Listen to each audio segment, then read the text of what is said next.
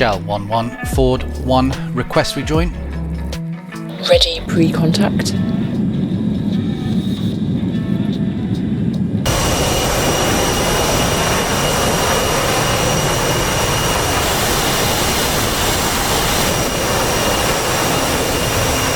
Contact.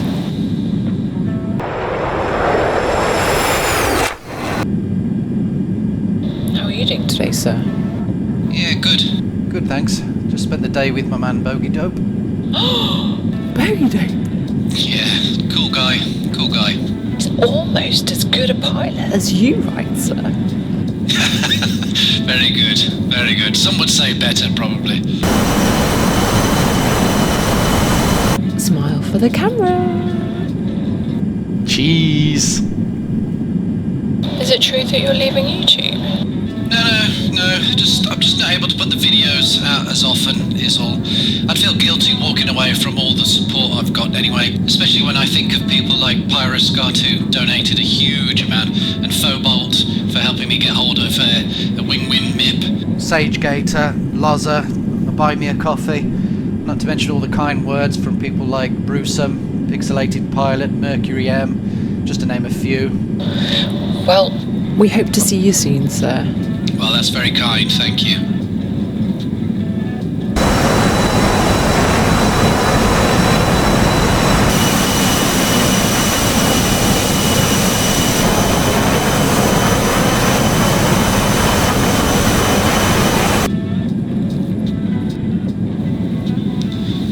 Tanks are full.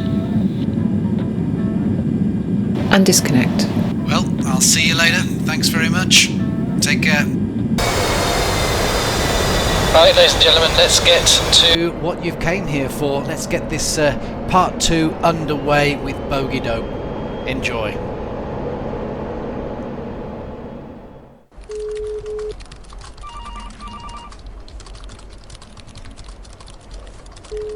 Howdy folks, how are we? First off, apologies for the delay. I desperately tried to get this video ready and put together for a Friday release, and unfortunately I have failed you all. I shall hang my head in shame. I do apologise. But yes, I've finally managed to get it all together now. So this is part 2. If you haven't seen part 1, I suggest you go and see that first. But if you have, let's waste no more time and let's get started. You used to be in the Air Force, didn't you? I did. As a ground crew chief. I mean, that must have been interesting. It's a good job. It's really, really fun. It's a very rewarding job. You got your jet comes back broken, or is, you know, you've got code 1, 2, and 3. It comes back code 3. It's not going to fly until it's fixed, and you work 15, 16 hours on it, and the next day get to see it take off and you know, and fly away, and you get your name. Your name is on the canopy on the opposite side of the pilot's name. So it's a really rewarding job. It was a lot of fun. I definitely missed the job. Yeah, I didn't know that. So you actually have, so because obviously I know what you're talking about. I can see the pilot's name in my mind now on the cop. So you have the ground crew chief has his as well. The DCC, the dedicated crew chief's name is on the opposite side. So the pilot's name is on the left-hand side of the canopy. If you walk around to the right side of the jet, you'll see the DCC's name at the top on the I never knew side. that. You know, I never knew that. And because I've got a lot of books, I've read a lot of fighter, so F-16s, F-15s, and A-10, and all of them, they all talk highly of the ground crew chief. So you get quite a lot of respect, don't you? It's at times. All right, okay. yeah. We sometimes it feels like a thankless job, but then at other times, especially when a pilot has screwed something up or broke something because of pilot error or something like that, and we fix it, they feel, you know, they appreciate that. I've had pilots come in with a case of beer because he over-G'd the jet, and we're out there working, you know, a long night, and he comes in, and we had a pilot that walked in with a case of beer for each of us and set it all down on the ground, and then came up to me and asked me, what can I do, because he wanted to help us fix the jet. But yeah, it's It's a tough job. I feel bad. I'm trying to remember where you were going with that question. I'm sorry. No, that's fine. It's just because well, we started off, didn't we, saying I didn't know about the fact that you have the ground crew chief on the jet as well, and then I was just mentioning that some of the books, in fact, nearly all of them that I've read, they always talk highly of the ground crew chief, and then you were just telling me about a good story of somebody clearly respecting you on that one. I mean, did you enjoy it? Overall, did you enjoy it? Did you hate it? Is it like any other job? You're bored at times, or just the full? What is it? 22 years? Is it in the military? Is it the same as over here in the UK, where unless you make officer rank, you can do the full 22 years? I think it is maximum. I think it's 20 years to retire. Right. Something like that, or close to it. I don't remember. But did you do the full 20 years? Did you or? No. I only did it for. I was in the Air Force for 6 years, and then I did another few years as a civilian contractor.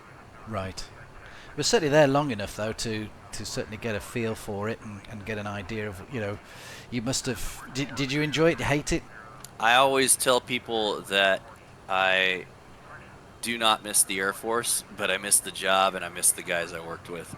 Right, gotcha. Okay. You can read into that quite a few things, couldn't you? Yeah. Well, you see, the ground crew chief, this is my limited knowledge coming through here, or in fact near zero knowledge, but I think the equivalent that you Americans have is the drill sergeant, I think. So we have somebody over here, and maybe you've got them as well in the Army, where we have sergeant majors. So yeah. So you have obviously your privates, your corporals, your sergeants, and then you have there's different levels of sergeants, isn't there, depending on which service, but then you have who even the officers call the boss. So, yeah. and he's the sergeant major, and he's the one barking orders, and he even barks orders at his superiors, and I've seen it firsthand as well. Not that I've got a military background, just a brief stint in the what we had called the Territorial Army here in the UK. It's now called the Reserves. They've lost the Territorial Army naming, but I wasn't in it for very long. It wasn't for me, to be honest. But yeah, so I just thought that the ground crew chief was treated a bit like a sergeant major, in that if the ground crew chief wasn't happy, it was essentially his jet until he handed it over to the pilot. Is there some truth in that? Yes. So that's why we get our name on the jet. It's our jet. That's our responsibility. In fact, if anything were to go wrong, the crew chief. Give you an example. We had a jet that had a major mechanical malfunction out on the range, and the pilot was not sure if he was going to make it back. And before the jet even got back to base, before it had even landed, the DCC was already peeing in a cup. So getting tested for drugs and things like that. His training records and the forms had already been confiscated. All that had already started before the jet even landed. And the jet did land. The pilot was fine. And it ended up not being a big deal. But yeah, it is our responsibility if we send a jet up and something goes wrong and it's our fault, we're the ones that get in major trouble, especially if we do something negligent, Right. So when we sign something off, it is very serious. In fact, during our training, I'll give another story. During crew chief training, before I was, back when I was just an airman first class, during our training, our class, we were learning how to do certain things on the jet. We have this old jet that doesn't even fly anymore, but they use it in training as just a training bed that we can use to learn how to replace certain parts inside the jet, how to drain the hydraulic fluid and put it back in, all this stuff. We did all this stuff throughout the day, and when we were done with class, it was the end of the day. You have to put everything back, put all your tools back, and turn everything in, and then go back to class. Finish up, do our debrief, and then go home. And the whole class had cleaned up, put all our tools back in the toolbox, checked everything in, went back up to our classroom, and then our staff sergeant instructor came walking in furious because somebody forgot the T-handle in the wheel well, which is this big giant steel bar that you use to pump up the accumulators in the jet, and it was still attached to the jet. If that happened in real life and you try to take off, that gear's not going up, and you're probably going to jam the gear, and it's not going to come back down either. And you could potentially have one gear down and one gear up, and you could potentially roll the jet landing like that. You could have the pilot dead. And so he made us all of us, not just the guys that had forgotten that T handle, but the entire class was forced to write a letter to the family of the pilot. Right. Wow. After the pilot could have died, it was just a trainer jet that doesn't even fly, but he wanted to, us to understand how serious this is, so, I'm sorry. See what I'm talking about? I go off on tangents. I apologize. No. I tell you something. This is it's absolutely fascinating. Really is. And was it now? There was a story, wasn't there? So there's a big thing I think in the army as well about what they call the ND negligence discharge. So if you accidentally fire your weapon. Yes. So you just saying the story about trying to drill home the importance of safety. A group of guys, they've not long joined, and they're now doing a field exercise, just how to walk in a V formation line and whatever. And occasionally at certain points around the field, they just gather everybody together and give them a quick chat about it. And whilst we're all there chatting, and the corporal's explaining what we're going to do next, all of a sudden, right next to me, one of the lads just lets off a round. Now, obviously, it's just a blank. It's just, I say just a blank. I mean, these things can still hurt, but it went off, and it was just this pathetic little voice that said, "Sorry, Corporal." And now, bearing in mind the course that we were on at the time, and this was near the beginning, he was made to do push-ups until we went round the whole course. And I think the corporal forgot about him, and it was a good couple of hours later, and we ended up going full circle back to where he was, and he was still doing push-ups. So fun times. But, but I mean, okay, not quite the same as your story, but yeah, it just I understand fully what you're saying about safety, and that's quite a cool story actually there. So yeah, pretty good. Oh yeah, well yeah, but yeah, and then. All that to say is it's our responsibility. The jet's our responsibility. We're in charge of the jet. We're in charge of the forms, all the paperwork, all the computer work after we've done the job. We have to log that in the computer. We're responsible for the pilot's life and any co-pilot if there's a back seat in a D model or something like that. So that's why we get our name at the top on the canopy opposite of the pilot. So the pilots get some stick too, don't they? So like if you're, what was it now? Was it Red Flag? Was it called? Or was it no? It was the Canadian F-18 series. I think I watched, and they were training new pilots, and they were told to make sure they had their feet on the brake when the ground crew chief got down by the front wheel to. I don't know what he was doing down there actually. Was he putting chocks on or was he doing something? But they just momentarily moved the aircraft just as he was about to get his hands close to the wheel, and so the ground crew chief made a complaint to one of the officers, and then that pilot got a right grilling. Have you seen stories like that as well, where ground crew chief get protected? Absolutely. We have, so when we I don't know if I can. So we please tell, please.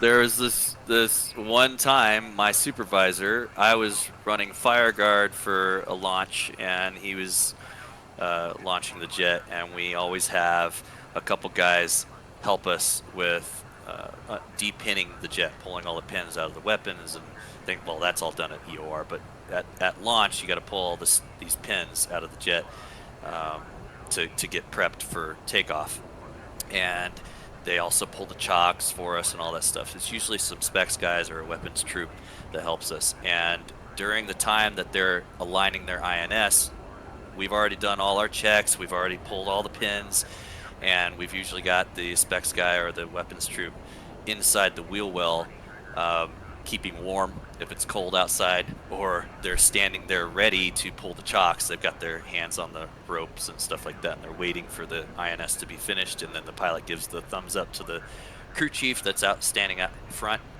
We don't have comms connected anymore at that point because he's about to taxi out. Can't be connected to the jet with a cable, so we're disconnected. Everything's hand signals at that point. And we had some weapons troops in the wheel well, and the pilot had not given any signal to my supervisor. He hadn't done anything. Almost like as soon as his INS was done, he just let go of the brakes and pushed the power up and started rolling forward, almost rolling over one of our weapons troops. And my supervisor runs out in front of him, you know, screaming and putting his hands in the air in a X formation, which is like, that means brakes, brake, brake, brake.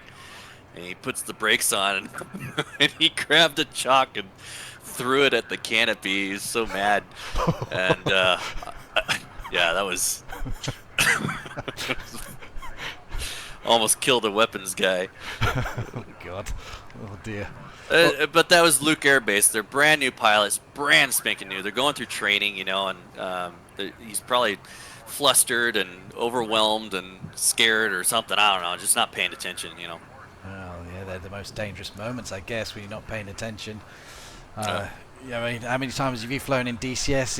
It's not what you see that kills you, is it? Mm-hmm. In fact, I think I just stole that from a documentary of a real fighter pilot talking about Vietnam, I think. But anyway, I think you might have just answered the next question, but I got my notes here, unless you got another one. But a funny story, the funniest moment in the Air Force, one that just has you in bits thinking about it? Because I put two down. I put funniest moment, and then I put most memorable moment. But to be fair, I think you've just spelt it out with two of those there. Unless you can think of anything else where, you know, any other serious incident, or perhaps you can't talk about those. Yeah, there's some I can't. But memorable moment, I actually have a video that I made that people could watch. So I guess I could say that one. As far as a memorable moment, there was a time where I was in Kirkuk, Iraq, I was deployed there I was basically doing TCN duty, which was just escorting local nationals around base while they did work on the base. Like, at least the guys that we were escorting were cleaning bathrooms and laying gravel and paving roads on base and things like that. And that was what we were there for. And a couple F-16s got diverted from Balad to Kirkuk Air Base, and they didn't have any F-16 crew chiefs on base, and they needed these jets turned around. We needed to fuel them up, do the pre-flight inspections and all that stuff, and get the pilots back in the air so they could get back home.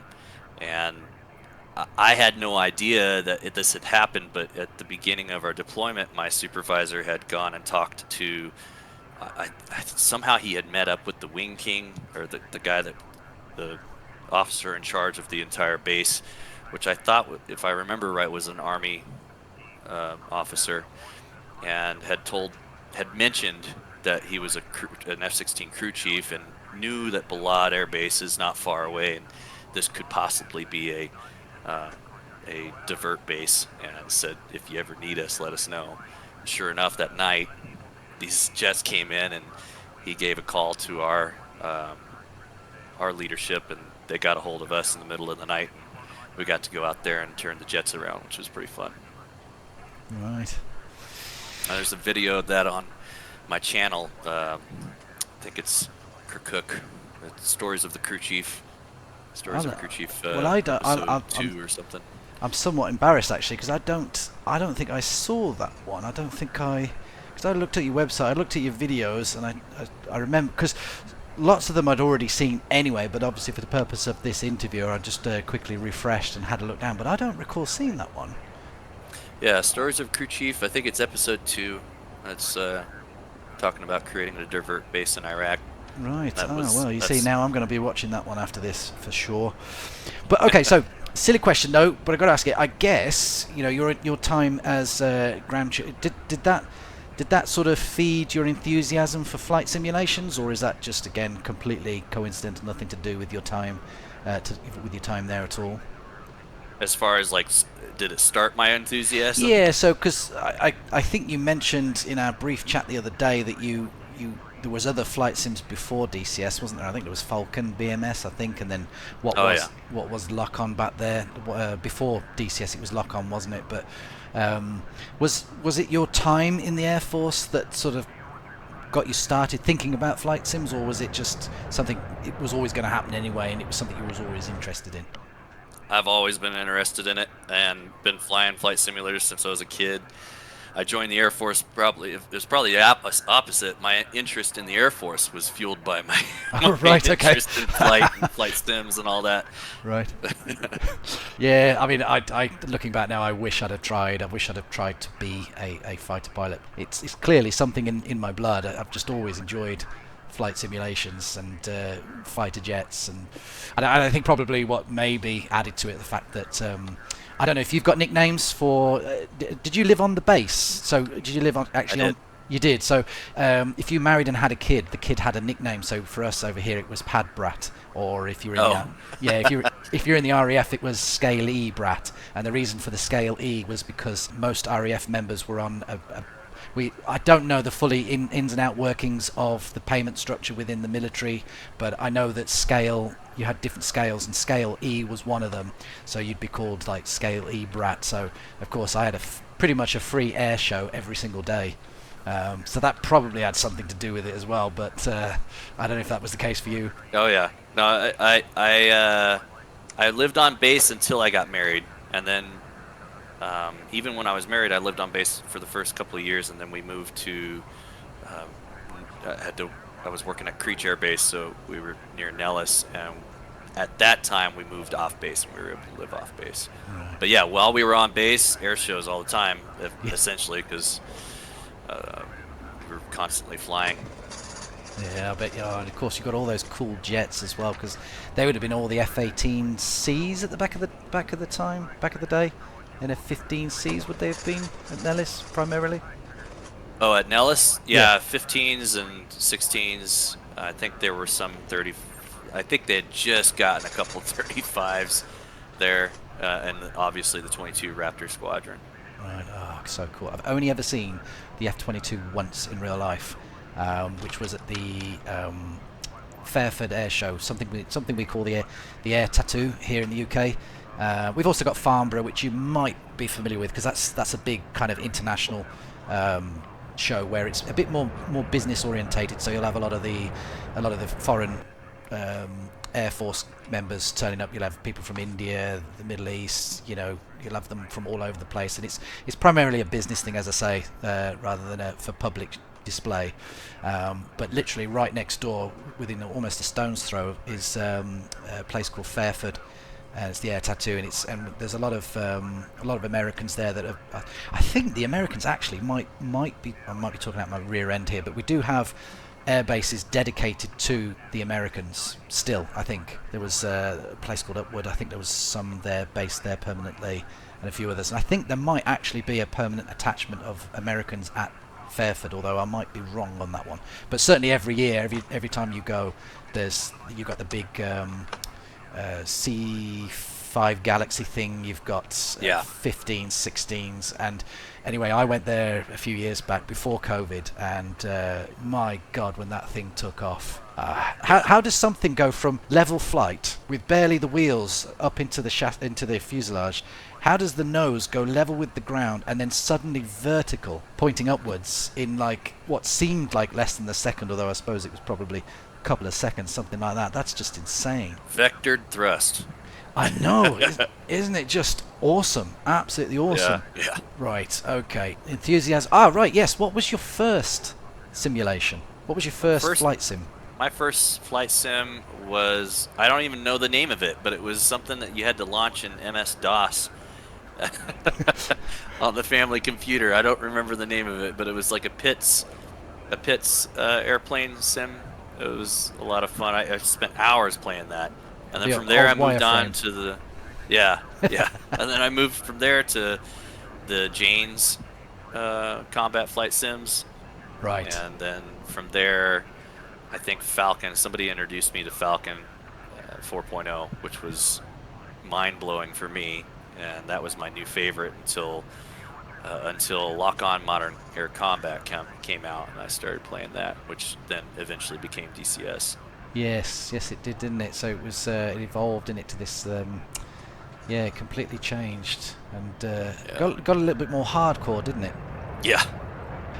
So is DCS your only flight sim now, or do you fly others? DCS is my main go-to. That's what I usually fly on, the daily. If I'm ever flying, it's most likely going to be DCS. But sometimes I fly Microsoft Flight Sim, and other times Falcon BMS, which is Falcon 4.0, but it's the newer. Yeah, with the mod version. on top. Right. Yeah, what do you think of the latest version of Microsoft Flight Sim as opposed to the one before it? So 2020 versus 2024. Do you think? Because if you go onto Steam and look for the reviews, I think it's still negative reviews. Is it because there was just so many problems? Did you have any problems, or if you didn't have any problems, do you think it was worth the jump? Is there much improvement? I don't know if I really have an opinion on that, because I haven't had much. I mean, I fly it, but I don't fly it enough, I guess, to have any issues, because I haven't had any problems. But that's, right. Like I said, I don't really go that deep into it. Right. Yeah, because it is something that I do mean to get around to buying at some point. I think I'm just waiting for time and whatever else. Right, okay, so I had this little idea here, and I just wondered if you were going to be up for this, but I thought I'm going to cue some silly music now, and I thought what we could do is some quick, off-the-hip, quick fire, rapid questions, just to get some of the smaller stuff out there. So, are you ready? Okay. Okay, here we go. So, what is your favorite aircraft in real life? Military or civilian? Oh, God damn you. Whichever. Military F-16. Ah, right. I'm biased. Right, is that because you worked on it? Yeah. Yeah, okay. All right, what's your favorite in DCS then? It's going to be the 16, isn't it? Yeah, 16, absolutely. Have you ever been in a fast jet? And obviously I know you used to work on one, but did you ever get the privilege of actually being able to go in a two-seater? I did not. No, I never got my incentive flight. No. Oh, never mind. Okay, so go on then. What's your favourite fighter jet movie? Is it Top Gun 1, 2, or Iron Eagle, or something else? I really like the cinematics and the beauty of some of the shots in Top Gun 2 Maverick. Yeah. It's a lot of fun to watch. Yeah. But I have to say, as far as story goes and for fun, just fun, I think Top Gun 2 is fun to watch. As far as cinematics and just beauty and shots, a French movie called Skyfighters. Oh, okay. Love that. That movie is beautiful. The cinematic footage in that movie is just phenomenal. Well, I've never ever heard of that. I've never heard of that. Yeah. I'm gonna have to look Beautiful into shots. You have to check right. it out. They put like a, I don't even remember the type of camera. They put a cinematic camera on a Mirage and flew around with other Mirages and got some amazing footage. that. All right, I'm gonna have to look out for that. Okay, cool. All right, favorite car, or are you a bike person? Oh, car. Shelby GT500. Right. Now I'm guessing is that a classic? Yeah. A 60s. It's a Mustang. 60s. Yeah. Okay. Cool. Right. Okay. Vanilla or chocolate? My son asked me to ask you that one. Chocolate. And your favorite color? Blue. Your favorite food? Mexican. Oh, nice. Okay. And if not DCS, what else keeps Bogey Dope entertained? Movies.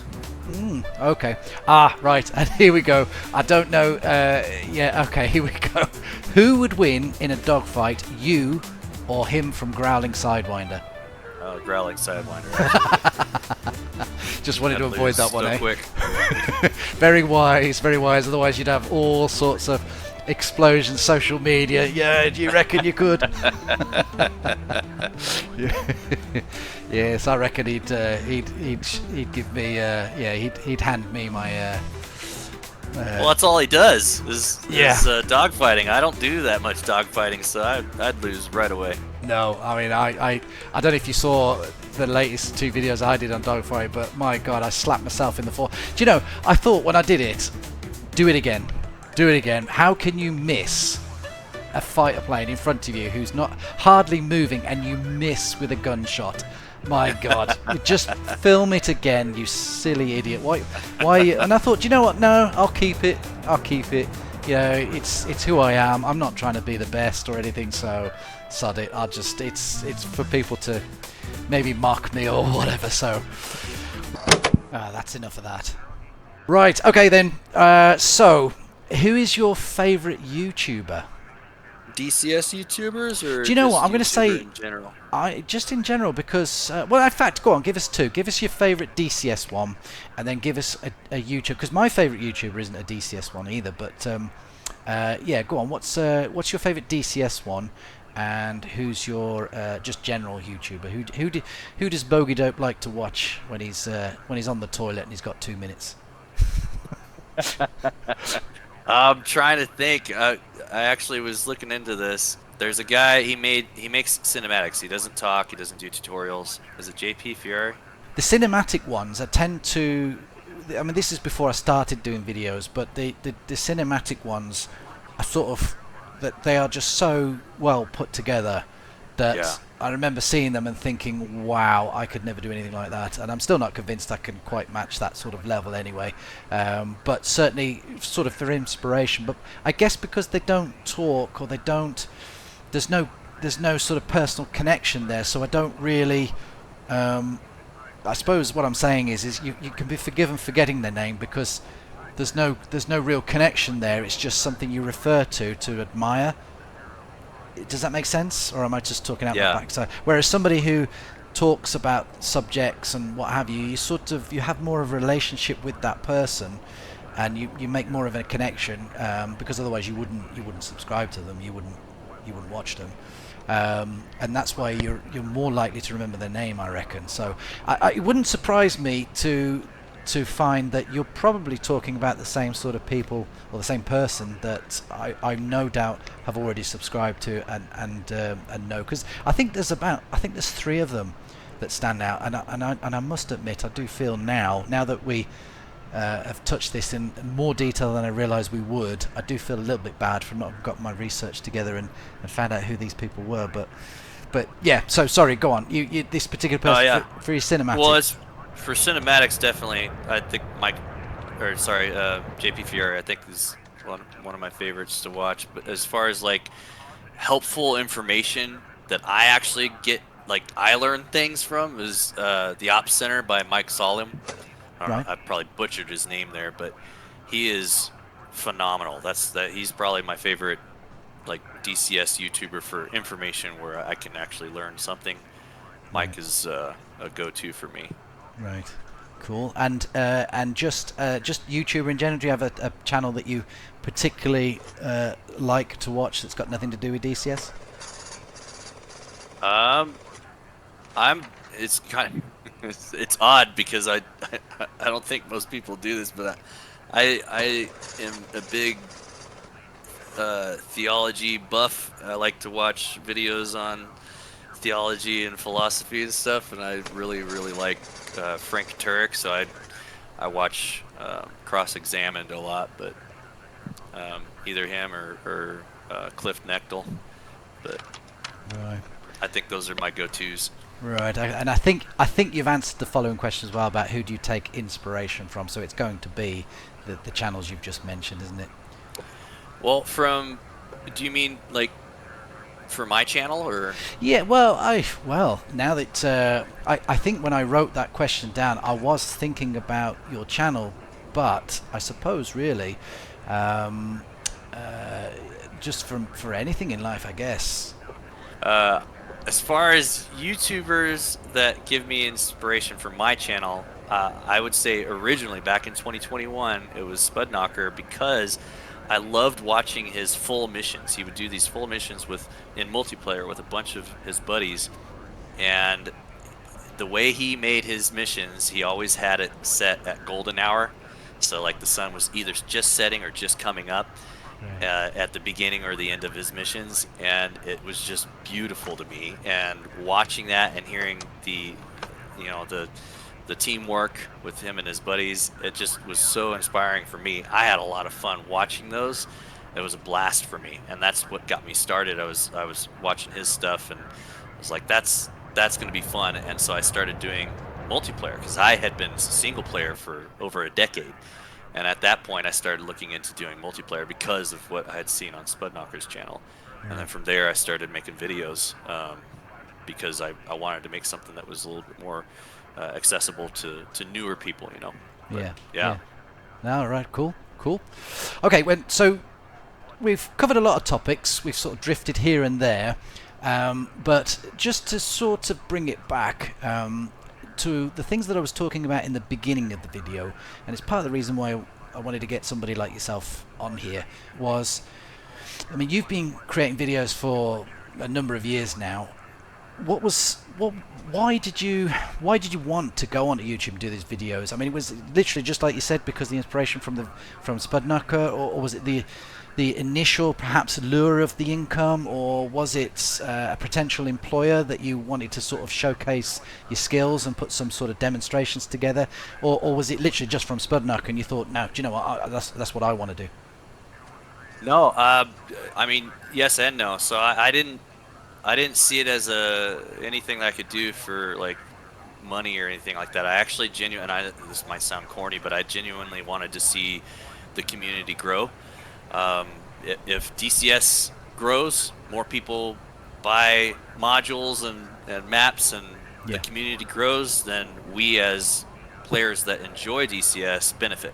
Yeah. So, and I felt that, so for example, I remember trying to learn something in the F-18 and watching a Spudknocker video, and he goes into a lot of details, which is really helpful for those people out there that are looking for that. But I was like a new guy for the F-18. I just wanted to learn just enough to get me going, right? I don't care about the real life procedures and like, do I really need all this stuff, you know? So watching his videos and other videos, it seemed to me, and I could be wrong, but at the time, back in 2020, it seemed like a lot of DCS YouTuber videos were very lengthy. There was a lot of information, and it was almost overwhelming for people that are brand new. I even had a buddy of mine look into it and wanted to try it out, and immediately uninstalled DCS because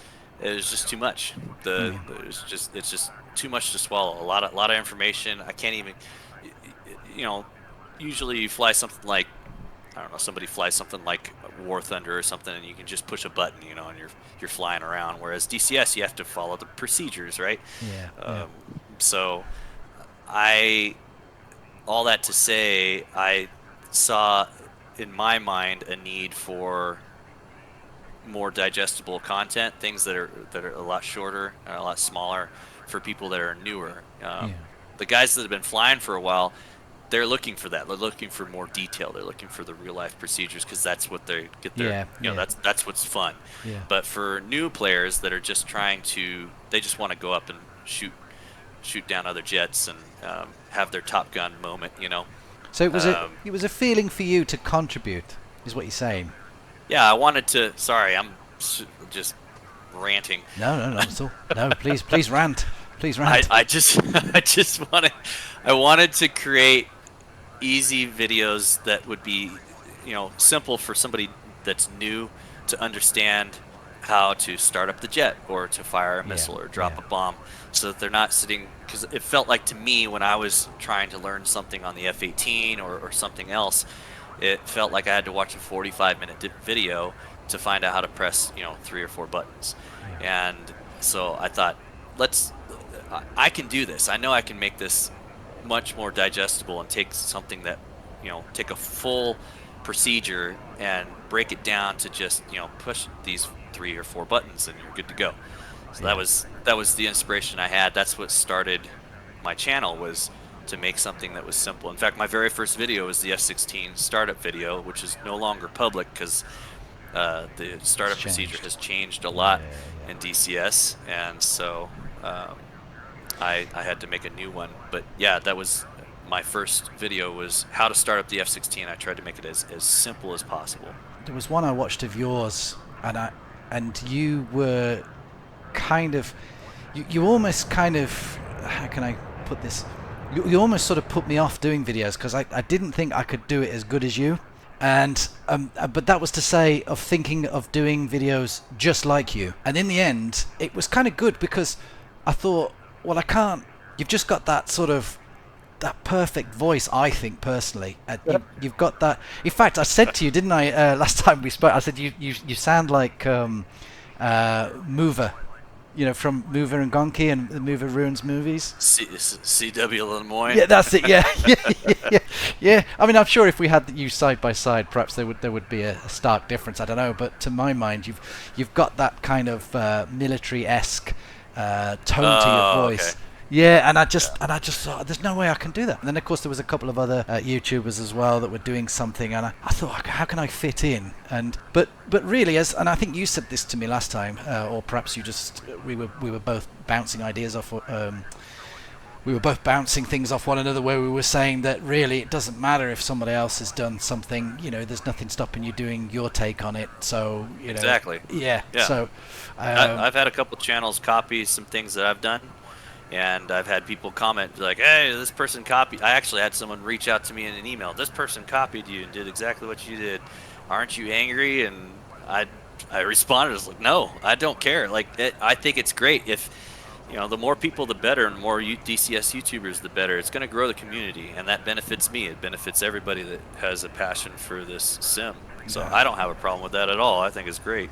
It's a cool attitude to have, that is. And I must admit as well, I haven't actually given it any thought at all if anybody uses my stuff. In fact, if anything, if somebody was to ever copy my stuff, in addition to what you've just said, but I would actually take it as a compliment. Well, if they're taking my content and passing it off as their own, then I'd probably be upset. Yeah, I mean, sorry, that's not they were what I meant, copying but- they were copying my style or copying my Yeah. idea and doing the same thing, but making their own content. I don't care. That's, you know, whatever grows the community, whatever helps people, and maybe people like their voice better. Maybe they like it the way they do it better. It doesn't matter to me as long as it's helping somebody. Yeah, but you know, I try and respond to as many as the comments on the videos as you can, but occasionally you do get some rude or really hurtful comments. I mean, Yeah. how do you personally see from my perspective? I just ignore them. But Yes. but for you, what do you do? Does it well? First of all, does it bother you? Which I never thought. It doesn't really bother me as much as I feared it might. But do you just simply just ignore them, or what do you do? When I first started my channel, I didn't really get any negative, and then when I hit about 10,000 subscribers is when I started getting really dark, mean, cruel comments. And I used to engage. I used to respond and try to engage in a respectful way, and some would respond positively, but the majority of them, if that's what they're saying, you know, there's nothing you can say. There's no need to engage. There's no point. They're just kind of, that's just the way. That's just what they're gonna think. I think So sometimes they want you to fight, don't they, so that they can probably escalate it. Yeah. It's So weird, isn't it? Yeah. So I used to engage, but I learned very quickly that there's no point in engaging. So I just ignore them. I've never understood it. Unless So it's, go on, sorry. yeah. Well, I was just gonna say, unless it's something like racist or violent or anti-Semitic or something like that. Like, I got a bunch of anti-Semitic comments from just random people over that Max Power video because I had an Israeli livery on the jet. So Wow. if there's something like that, I gotta delete it or Yeah. hide you from the channel or something. But I don't understand why people do it. I mean, this especially in the ease of which you can literally just swipe a video to one side and leave it. You know, why do people feel the need?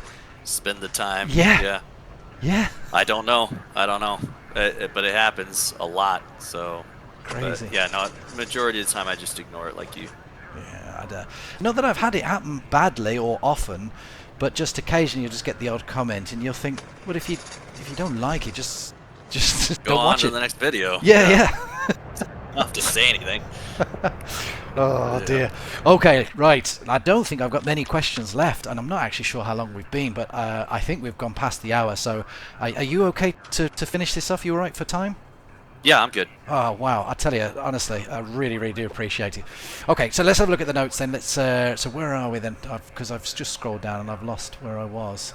But seeing as this video really is about those that perhaps want to take this up and start doing DCS videos, I started the video in a negative way, going on about people who go into these things thinking they're going to make a lot of money quickly. So I get that, you know, it started off a bit gloomy, but you know, I'm hoping that people can, with this video, see that you can have a lot of fun doing it, and it is very rewarding when you put these things together, regardless of whether you make any money or not. But just while we're sort of wrapping up, what would be your top 10 tips for your advice to give others that perhaps want to start doing a channel? Top 10. Well, you don't have to do 10. If you're struggling for 10, I'll tell you what, let's do top 5. Let's do top 5. Okay. I would say the first thing, obviously, is to find a need. Something that the community needs. If you're going to be making videos for DCS specifically, find a need. And if other people are filling that need, but maybe you have a better idea on how to do that better, then that'd be great. But that's what I did. I tried to find a need. I would say pick your name wisely. Yeah, And I know, Captain Mr. I know, it is just, don't ask. I don't know why I've got that name. No, I meant mine. Oh, right. No, yours is I cool. feel like mine. No. I don't know. I kind of regret mine. Sometimes. No, Bogey Dope. Like, I shouldn't have done that. But awesome. No, don't worry about your name, mate. I mean, Captain Mr. Calm, though. I mean, yeah, when you say Captain Mr. Calm, then it's not so bad, I guess, because it's trying to be cool, isn't it? Back in the day. I mean, I've had that nickname since like God knows when, but to have your name spelt CPTMRCALM, it just makes people pause and think, what the hell is that? It's such a stupid name, but anyway, Well, so that's good advice. That's good advice. Yeah, I tried. So my name was gonna be Juicebox because that was my name in the Air Force. Right. So that was gonna be my name, but there were so many channels on YouTube at the time called Juicebox, and they were music channels or just, you know, gaming channels or whatever. And I was trying to find something unique, so I thought about all these different names that are military and flight sim, you know, related, and I landed on Bogey Dope, and I couldn't find anyone that said, you know, there were no Bogey Dope channels on YouTube at the time. I had searched, and there was no such thing, so that's why I stuck with it. But there are times where I've regretted that name because it's kind of a dumb name, but whatever. Well, you see, no, but the reason why I think that it's a good name is because, of course, it is a phrase, isn't it? It's a term that the pilots use. So, you know, okay, young kids in the UK might be giggling because the word bogey is something you have stuck up your nose. But other than that... yeah. So, I'd say choose your name wisely, kind of think about it longer than I did. The other thing is, and this is something I kind of am thinking about myself as well, don't box yourself in unless you intend to. But what I mean by that is, if you're planning to make DCS content and that's all you plan to make, you have no intention of doing anything else, and you don't have any intention of continuing this on for, you know, 15, 20 years or however long YouTube is still a thing, then that's fine. But for example, myself, I've boxed myself in with Bogey Dope channel. If I were to throw a Helldivers 2 video out there on my channel, everybody would be very confused, right? So I'm kind of stuck. I'm boxed myself into being a DCS, strictly a DCS channel. I think it would be even kind of odd if I were to push out a Microsoft Flight Simulator video on my channel. I think people would be kind of confused. So I'm kind of boxed in, and that's fine with me, though. I'm fine with that. I'm working on, I actually have another channel, it's a gaming channel, but I haven't done anything with it yet. But I intend to in the future. I might start doing some other stuff, but I can't do that with Bogey Dope, right? So that would be something I would say is if you want to be able to do other things other than DCS, make sure that you don't box yourself in. Kind of like Mover. Mover, he does all kinds of stuff. He does flight debriefs. He does reviews. He ruins movies, Yeah. and then he'll do a DCS video here and there, right? So he has not boxed him. That's a good example of what you should do, right? So you have lots of options available to you, especially if something happens and Eagle Dynamics, liquidates and falls apart. I don't see that happening, but say one day they do, and DCS is no more, that's the end of my channel, right? So That's good I would advice. say. I That's would good say advice. don't box yourself in unless that's, like I said, unless that's what you want and you don't care.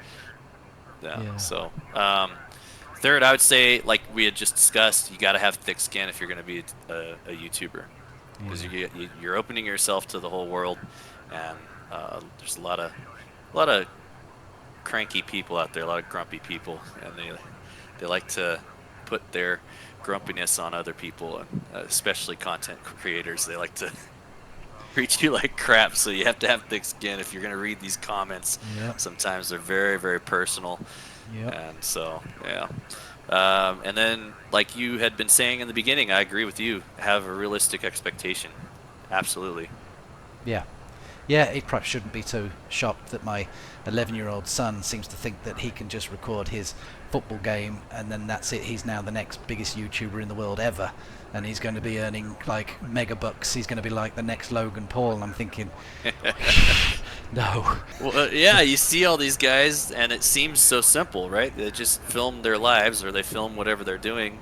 Like Growling Sidewinder, it looks, from someone who doesn't make videos, it probably looks like just a guy. He just hits record, dogfights a couple friends, and then stops the recording and posts it. Takes you, 20 minutes, done. Yeah. But no, I guarantee you, it takes him hours and hours, and probably, I mean, especially if that. I think that's his job. I think he does YouTube for a living. I don't know if he has another job. Well, He might have he's another job. certainly big enough. I would have thought. In fact, He might make he enough, yeah. potentially might be big enough to have a team, and maybe Yeah. even an editing team or something. Maybe just to Possibly, yeah. yeah, because But that's not something you just hit record and no. do a dogfight and then just post it. It's way more than that. He's doing a ton of editing. If he has a team, they're working on it too. If you're using music, you got to license it. It's a thing. It's not simple. It's not something you just throw together. There are channels that do that, and you can find them, and they usually don't do that well because it's literally just a recording of an interaction in a game, right? Not necessarily DCS, but any game. Yeah, and I think the ones that don't talk as well don't seem to do as good as the ones that do. Right. So if you're going to put out, something that's valuable and people are actually going to be watching, which I could be eating my words here if somebody shows me a channel that is doing really well with no editing and just raw footage, but I don't really see that a lot, right? So like Logan Paul, he's not just filming his life and posting it immediately. That's edited, heavily edited. It's a lot of work. Yeah, no, absolutely, definitely. Was that 5 tips? Was it? Did we do 4 then? I think so. Well, it's certainly Find a need in the community. Pick your name wisely. Don't box yourself in your channel. Thick skin and realistic expectations. That's it, yeah. I think that's 5. Yeah, that's 5. I think that's certainly going to be of value to anybody listening to this. It's got to be, because, as I say, I still see it. I mean, even some of my colleagues from way back when, they seem to think. I mean, we don't speak as much as we used to, but I had the odd sort of chat every now and then. Certainly the odd WhatsApp message, and they message me from time to time, and I think that they seem to think that even someone of my size, which is just barely able to qualify for monetary, they seem to think that I'm making a living off it. So that it just seems that so many people really do think that, if you're doing YouTube and you're doing it regularly, you therefore must be either wealthy or you're getting quite a good income from it. Yeah, I think you're only making enough income that you're living off of it if you're. Well, I don't know. See, that's the thing. I can't even judge or say anything because I'm not monetizing. I have no idea. I don't even know the scale of how much money I could even make because I've never turned it on, so I don't even know. So I couldn't even speak to that. I'm not going to say anything because I don't know. Well, I suppose, I mean, I'm just purely talking about YouTube, which of course you can actually find out the. I mean, I mentioned it in the beginning of the video, but I mean, it's all there in black and white to read up. But I suppose a lot of these people, as I mentioned before, is that it's affiliate programs, isn't it? It's selling T-shirts, mugs, and it's discount codes, and you know, it's getting equipment as a sponsorship and stuff like that. So it's other ways that you can use your channel to promote a business, whether you just mention the name of it regularly enough or refer to them, link to them, you know, you name it. There's lots of different ways, but I think it was just purely that YouTube, making money just with YouTube, which of course, like 15 plus years ago, it used to pay quite well, but now it's a completely different model, and it seems that people haven't realized that change in the model, and they're still thinking it's like the old days where you would get like hundreds of millions of pounds per month for one view. Bogey Dope, I think I did put a note here, but I can't imagine you can think of anything else. But I do write here, is there anything else you would like to add for those listening right now? No, I can't think of anything else. So I think we covered it all. Yeah, I think we went into quite a bit of detail there, didn't we? I think we've done pretty well. So look, Bogey Dope, this, regardless of the success of it or anything else, this has honestly been an absolute pleasure. It's been an honor, and I think personally, and again, I'm going to be embarrassing you here, please keep doing what you're doing, because I think you're one of the best DCS guys out there, and I'd hate for you. I'm glad that you still got love for it, because I want you to keep going, because I've thoroughly enjoyed this, and I hoped, you know, because sometimes how people hold themselves in a video, and then when you actually talk to them one-to-one, they could be completely different. And I did think to myself for a moment, what if I get him on and he's just dull as dish and really a total tool bag? Yeah. But I tell you, it's an absolute honor, because it's just brilliant to see that the guy that, one of my favorite videos was the one where you go on about the update and you talk about all the different ways the trees are moving and stuff. And I just, it was at that point that I made a connection with you, my own little oh, he sounds like an awesome guy. And to have you here now and talking to you, and I can tell you, you're every bit as awesome as I thought you were going to be. So honestly, I really hope that we can do something else again in the future. I don't know when, I don't know what, but yeah, I really hope I can work with you again, whether it's a video or an interview, anything really. It's been brilliant. So thank you so much for doing this. Yeah, thank you for the kind words. I appreciate it. Yeah, you take care, and I'll see you soon, mate. Sorry. Wow, what a cool guy. What a cool guy. Do you know, I really enjoyed doing that. I really did. I really did. But that's the end of that one, though.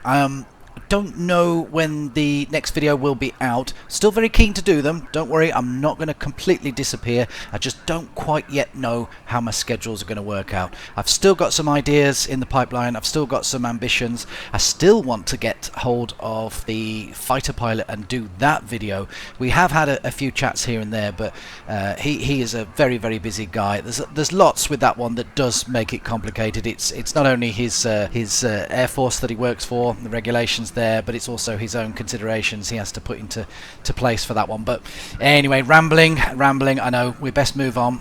If you enjoyed this video, let me know below if there was anything we could improve on. That's my first interview, so I'm pretty happy with it, and I was very lucky to get Bogey Dope's time for that one, so absolutely awesome. I would like to do that again, actually. I need to reach out to a few others, don't I? But life is full of opportunity, isn't it? And you've just got to take the chance sometimes, and you never know. And yeah, wow, what an experience. Absolutely brilliant.